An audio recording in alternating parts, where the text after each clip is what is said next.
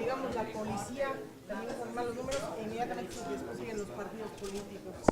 Yo creo que esa información refleja lo que ya hemos conocido como un ánimo social, sobre todo a partir de la exposición pública de ciertos casos de corrupción recientemente en nuestro país, que por cierto también en campañas electorales agudiza esa percepción porque las campañas sirven al propósito de exhibir a quienes por alguna decisión personal se han involucrado en actos de corrupción.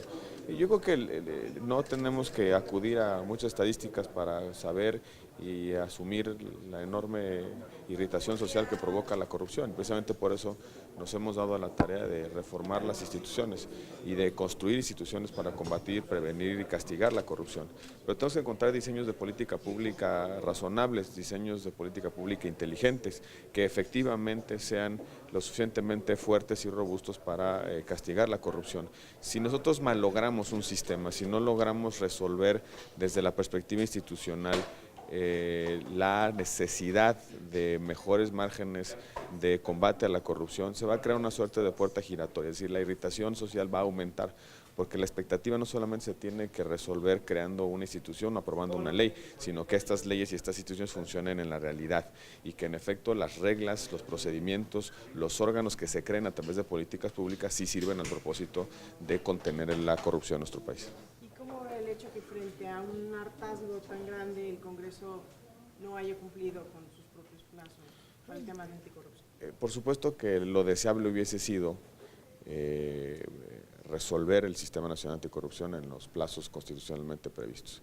También es cierto que estamos en una circunstancia política compleja y hay diferentes posiciones en la mesa y lo más importante es que construyamos una institucionalidad en materia de combate a la corrupción fuerte, que funcione, que tenga dientes, que tenga la capacidad no solamente de evitar que se generen actos de corrupción en nuestro país, sino que también tenga la posibilidad de detectarlos, de castigarlos y de que se asuman las responsabilidades en la órbita administrativa y penal.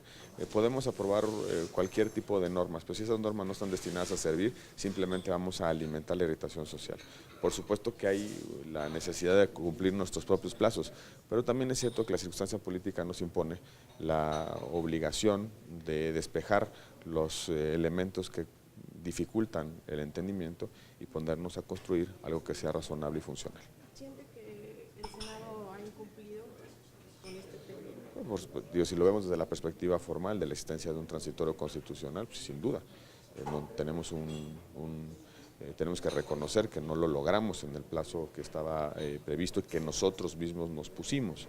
Pero también es cierto que se ha avanzado mucho en la discusión, que estamos muy cerca de los consensos, que si ustedes revisan el número de artículos que contienen los 5 dictámenes que han circulado, son más de 600 artículos y hay, según las cifras que se utilicen, entre 30, 35, 60 corchetes que no representan más del 10% del conjunto del articulado.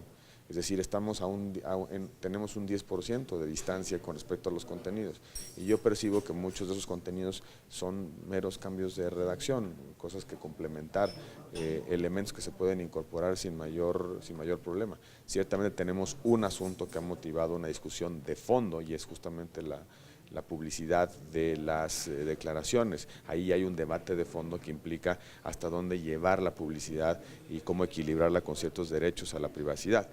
Pero son temas que se pueden resolver con ejercicios de política.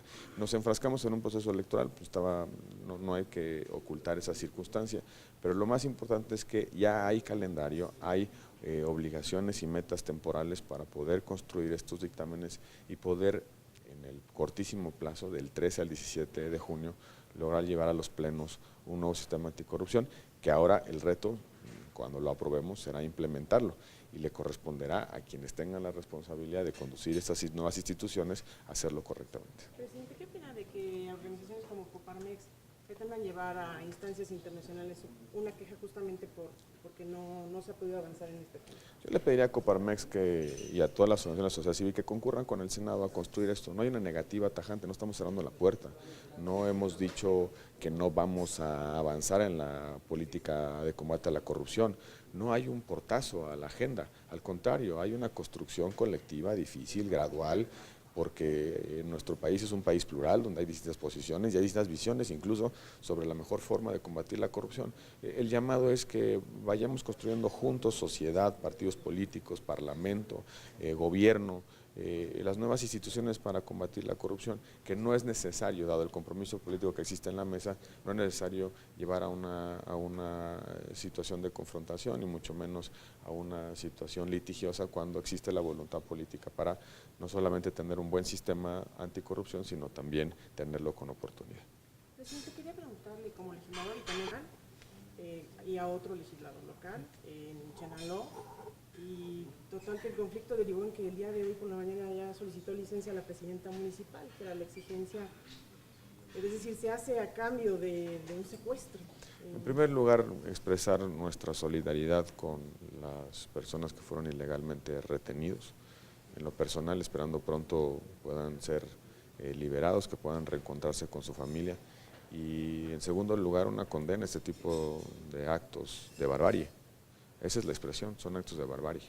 Nada justifica la comisión de delitos, ninguna causa política justifica la utilización de la fuerza de manera ilegal, ningún tipo de causa política ni exigencia social justifica retener a una persona, privarla de su libertad, no justifica absolutamente el uso de la violencia.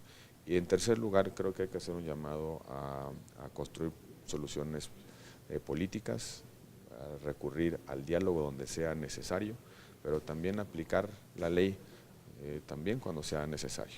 En ese sentido hay que poner orden y el gobierno del Estado de Chiapas y el gobierno federal deben aplicar la ley y para aplicar la ley tienen el respaldo del Senado de la República. No podemos permitir que escalen el conflicto en el Estado de Chiapas.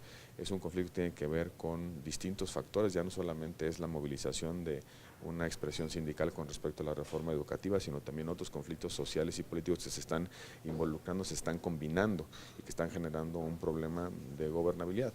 Lo más importante es desentrañar justamente esa madeja, separar cada uno de los conflictos y encontrar la solución adecuada, oportuna a cada tipo de conflicto social y político que se presenta en el Estado.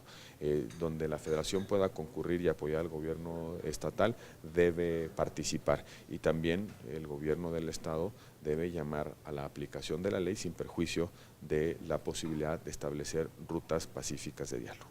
¿Es admisible que prácticamente se obligue a una alcaldesa a solicitar licencia? De ninguna manera es admisible ni el chantaje violento, ni tampoco la comisión de delitos para acometer o alcanzar un objetivo político. De ninguna manera se justifica la comisión de delitos en aras de alcanzar un propósito de carácter social o político. Y precisamente por eso el llamado a la aplicación de la ley, que no cancela las vías de diálogo, pero sí implica aplicar con rigor lo que establecen nuestras normas. Gracias. Gracias.